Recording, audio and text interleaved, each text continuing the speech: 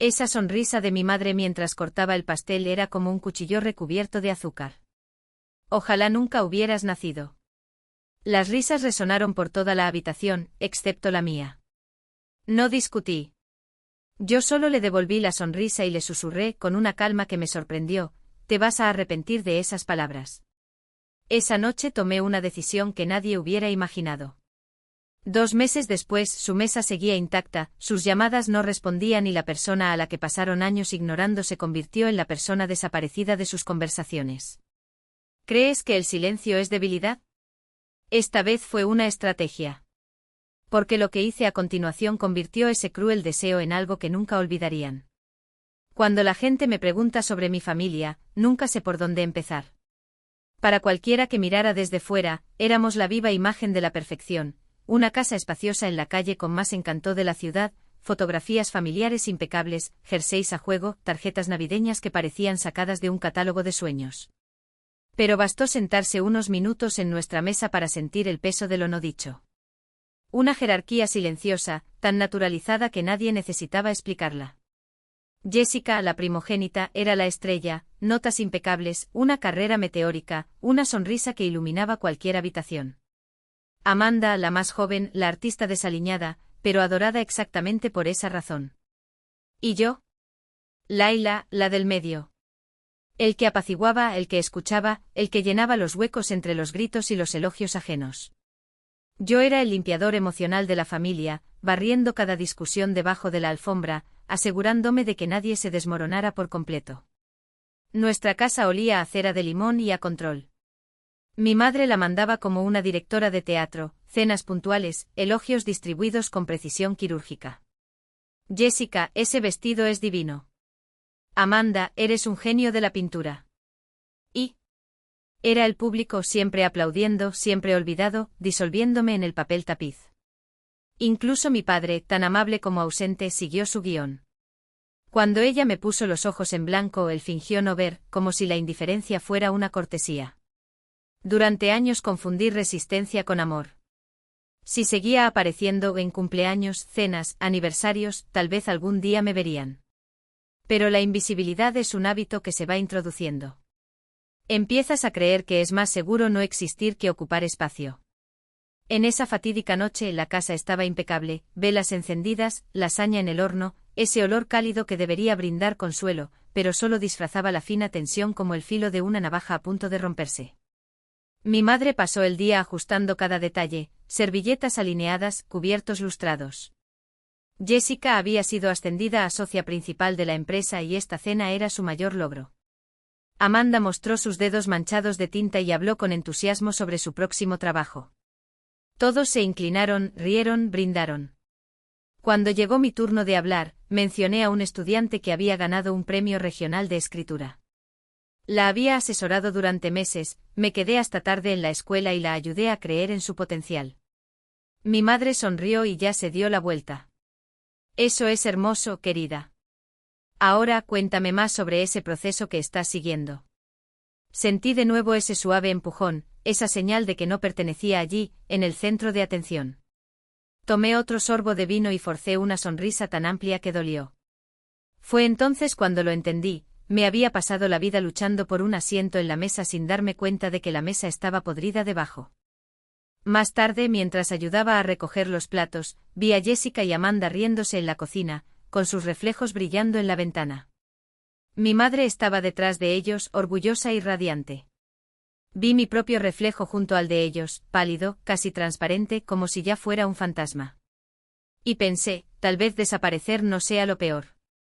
Tal vez sea la única manera de que finalmente se vean obligados a verme. Los días siguientes se mezclaban con una rutina mecánica, trabajo, sueño, repetición. Pero algo dentro de mí se había roto. Mis alumnos se dieron cuenta antes que yo. ¿Se encuentra bien, profesor Lawson?, preguntó uno de ellos, con los ojos llenos de preocupación. Le respondí que sí, que los adultos a veces simplemente se cansan. Pero la verdad era otra, no estaba cansado. Yo era libre. Esa noche nunca salió de mi cabeza, como una canción que no se puede apagar, las risas, la forma en que mi madre se secó los labios con una servilleta después de esas palabras, como si hubiera comentado la hora. Ojalá nunca hubieras nacido. No fue la primera vez. Ya lo había dicho de otras maneras, cada cumpleaños olvidado, cada miel pronunciada con la entonación de quien se dirige a un mueble. Pero esta vez fue diferente. Esta vez sonó como un permiso. Empecé a ver el patrón. A la hora del almuerzo revisé mi celular, ni mensajes ni llamadas. Pero el grupo familiar no podía dejar de aplaudir, fotos de la fiesta en la oficina de Jessica, el nuevo cuadro de Amanda, las noches de niñas de mi mamá, cuyos títulos nunca me incluían.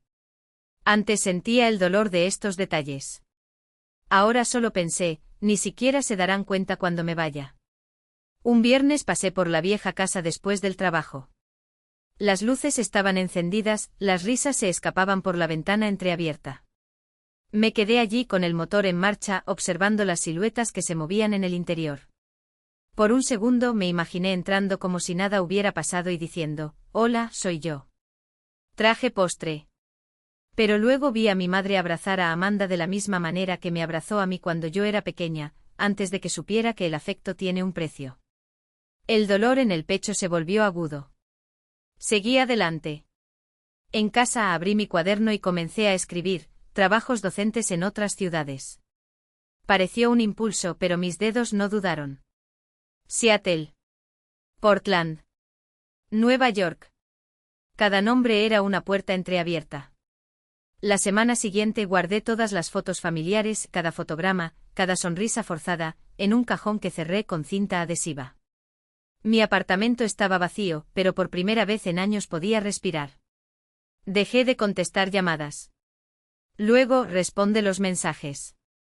El silencio entre nosotros se extendía como un puente en llamas en ambos extremos. 3 semanas después, mi madre dejó un mensaje, «Cariño, llámanos. Estamos preocupados». Pero su voz no sonaba preocupada, ella sonaba incómoda. Lo eliminé antes de que terminara.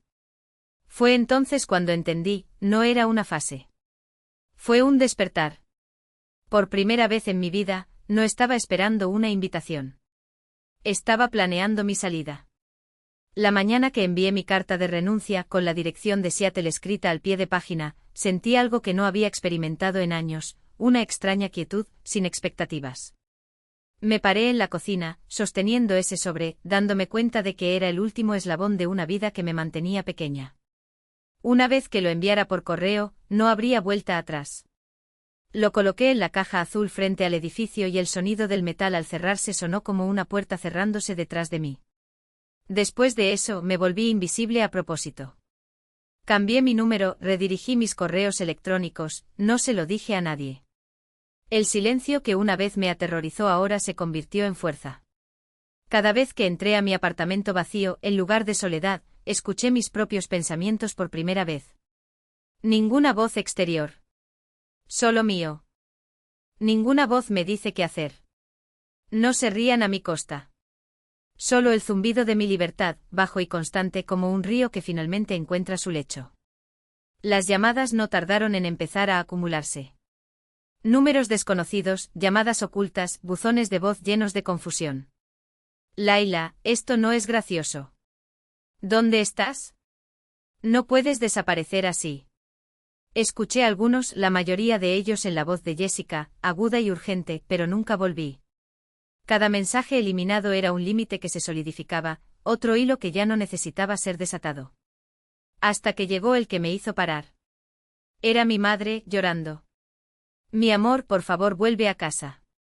Amanda está preocupada. Tu padre no puede dormir. Casi pude ver su mano presionando su sien, dramática como siempre, pero las palabras ya no me llegaban. Se había reído cuando Amanda deseó que yo nunca hubiera nacido. Ahora suplicaba por la misma presencia que ayudó a borrar. Esa ironía tenía un sabor dulce, como miel envenenada. En la 5ª semana, comenzaron a llegar noticias de primos y viejos vecinos. Jessica estaba a rebosar de clientes.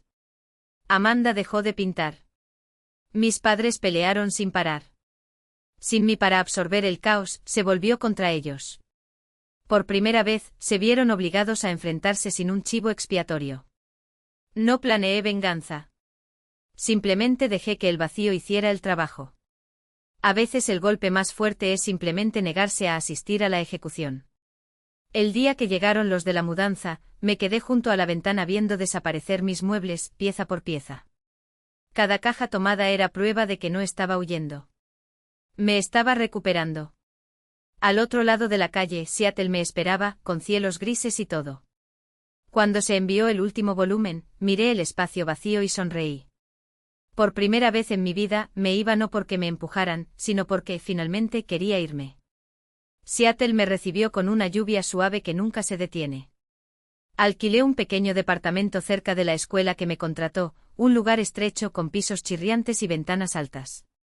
La primera mañana, caminé a clase con un café que preparé yo mismo, no del tipo que tomé apresuradamente antes de cruzar la ciudad para otra cena familiar. No hubo llamadas para regresar, ni expectativas que cumplir. Solo yo y el sonido de los estudiantes entrando a la sala. Por primera vez me sentí visto porque finalmente estaba en mi propia luz. Mi nuevo director, el señor Reynolds, me llamó la calma en la tormenta. Mis alumnos me escuchaban cuando hablaba. Se rieron de mis chistes.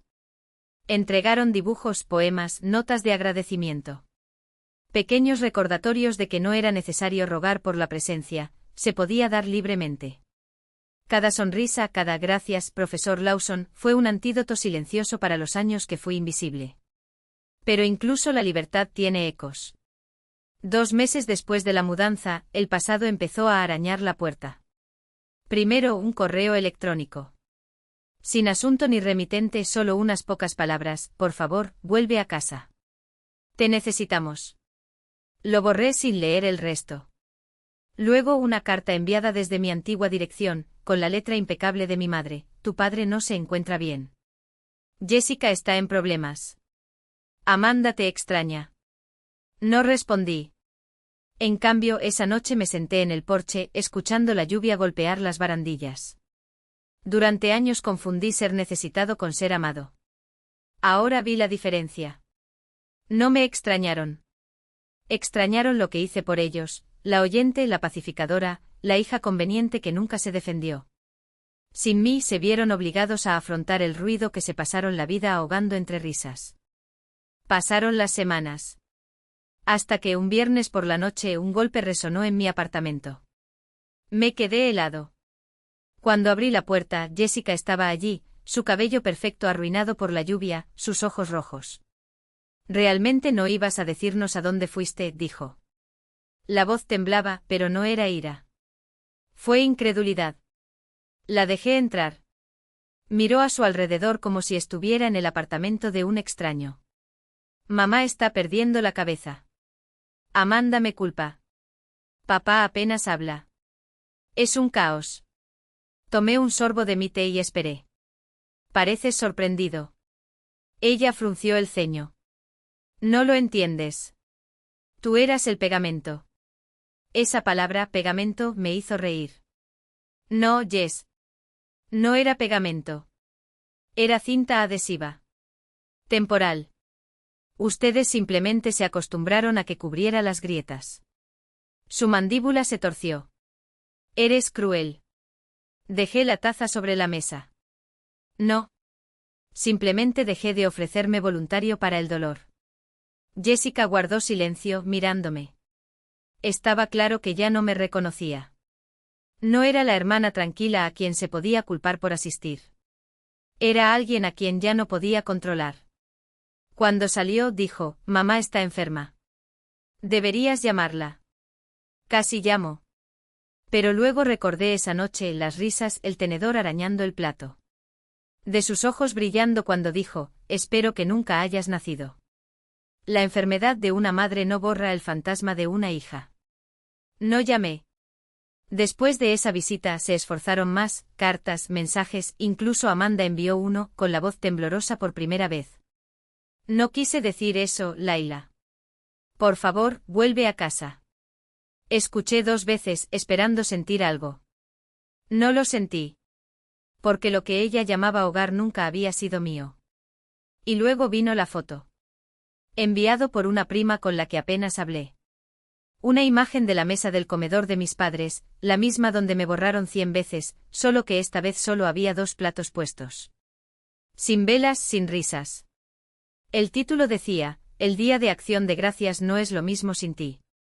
Me quedé mirando durante mucho tiempo, no por tristeza, sino porque la mesa parecía más pequeña, disminuida, vacía de una manera que ninguna decoración podía arreglar. Habían construido su felicidad sobre mi silencio, y cuando ese silencio se fue, todo se derrumbó por dentro.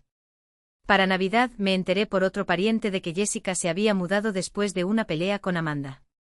Mi padre empezó a dormir en la sala de televisión. Mi madre dejó de dar cenas. La imagen de la familia perfecta se ha resquebrajado desde adentro hacia afuera. Mientras tanto, mi mundo se expandió. Mis alumnos me nominaron como maestro del año. Mis colegas me llamaban familia. Nunca había oído esa palabra sonar tan limpia. Una tarde lluviosa me detuve en una pequeña librería. Fue allí donde conocí a David. Estaba en el pasillo de ficción discutiendo consigo mismo sobre qué libro comprar. Me burlé de él y él se rió. En verdad. No fue esa risa lo que lo cortó. Él era del tipo que sanaba. Empezamos a hablar. Luego cafés. Luego cena. Le hablé de Seattle, pero no de dónde era. Aún no. Fue como presentar un fantasma a una casa nueva. Una noche, mientras caminábamos a casa bajo la llovizna, me dijo, tienes una fuerza silenciosa. Como alguien que se ha reconstruido a sí mismo. Sonrisa. No tienes idea. Los meses se convirtieron en un año. Mi vida estaba llena de una calidez que no pedía nada a cambio. Cuando David le propuso matrimonio, no fue en un escenario ni frente a una audiencia, fue en nuestra cocina, descalzo, con voz temblorosa, construyamos algo real. Nuestra boda fue pequeña. Vinieron compañeros de trabajo y algunos amigos cercanos. Sin familia. No hay sillas reservadas para fantasmas. Incluso al otro lado del país, el pasado todavía intentaba llamar a la puerta. Llegó una carta 2 días después de la ceremonia. Reconocí la letra antes de abrirla, la de mi madre. En el interior, una sola página. Lee. Te casaste. Estoy orgulloso. Lo siento. Vuelve cuando estés listo. Doblé el papel 2 veces, hasta que las palabras quedaron atrapadas entre los pliegues como secretos que ya no me pertenecían. La guardé en el cajón junto con las otras cartas, todas con la misma firma temblorosa, el mismo peso de algo que llegó demasiado tarde. El perdón no es una invitación que se acepta por obligación. Es una puerta que solo se abre cuando estamos dispuestos a cerrar otras. Esa noche, mientras bailaba descalza con David en la sala, con la música baja y las luces amarillas pintando el piso, sentí algo hacer clic dentro de mí. No fue una explosión, ni tampoco un ruidoso alivio. Fue un silencio como el último suspiro de una herida que por fin sana. Quizás nunca entenderían lo que perdieron. Quizás ese fuera precisamente el punto. A veces la venganza no es fuego. Es la paz que se niega a regresar, que permanece el tiempo suficiente para convertirse en algo más fuerte que cualquier excusa, cualquier arrepentimiento tardío. Es la libertad de no tener que demostrar nada más. Los años transcurrieron a un ritmo que antes me parecía imposible. Las mañanas comenzaban con la luz del sol filtrándose a través de las cortinas, el olor a café recién hecho y el suave murmullo de David en la cocina, cantando algo que no podía reconocer pero que sonaba como en casa. En la escuela, mis alumnos llenaban mis días con risas y preguntas que me hacían sentir necesaria como nunca antes lo había hecho la aprobación familiar. Mi vida no fue espectacular. Era mío. Construido ladrillo a ladrillo con opciones que eran solo mías, no roles que me fueron impuestos, ni moldes que nunca me encajaron. Cuando nació nuestra hija, la llamamos Esperanza. La primera vez que la tuve en mis brazos, sus deditos se cerraron alrededor de los míos y le prometí algo que nadie me había prometido jamás, que nunca tendría que borrarse para ser amada. Que su valor no se mediría por lo pequeña que lograra hacerse. Que crecería sabiendo que era suficiente tal como era. A veces me preguntaba si habían cambiado. Si en aquella casa silenciosa se sentaban a la mesa y recordaban a la hija, ahuyentaban con palabras cortantes y silencios aún más agudos. Pero ya no los odiaba. El odio es una cadena y yo ya me había liberado de esa silla. Yo los perdoné. No para ellos, para mí. Porque perdonar es soltar el último hilo que aún nos ata al pasado. Y mi libertad ya había comenzado mucho antes. Una tarde, mientras ordenaba la estantería, volví a encontrar esa carta. Amarillentos en los bordes, desgastados por las veces que lo releí sin siquiera responder. Esta vez, sin embargo, no sentí el peso como antes. Lo abrí, leí las palabras por última vez y luego lo coloqué sobre las llamas de la chimenea. El papel se curvó rápidamente, volviéndose claro antes de volverse gris. Cuando solo quedó un rastro de humo, susurré: «Ten cuidado con lo que deseas, mamá». Ella había deseado que yo nunca hubiera nacido. Pero la mujer en la que me convertí, esta vida, esta familia, este pedazo de mundo que construí con mis propias manos, fue una prueba de que a veces ser borrado es exactamente lo que nos da permiso para empezar de nuevo. Si alguna vez te has sentido invisible dentro de tu propia familia, sé cuánto duele ese silencio. Sé lo que es sonreír en cenas en las que estás ahí pero no presente, lo que es preguntarse si irse significa perderlo todo, hasta que descubres que, de hecho, solo se pierde a los que se quedan. Pero esta es la verdad, solo se dan cuenta de que faltas cuando dejas de rogar por un asiento en la mesa. Y cuando te detienes, el mundo se abre de maneras que nunca imaginaste. Mi historia ya no se trata de venganza. Se trata de reclamar mi nombre, mi paz y el derecho a existir sin disculpas. Entonces, si estás leyendo esto y algo te duele por dentro, escucha esa voz. Aléjate si es necesario. Empieza de nuevo si puedes. No eres desechable.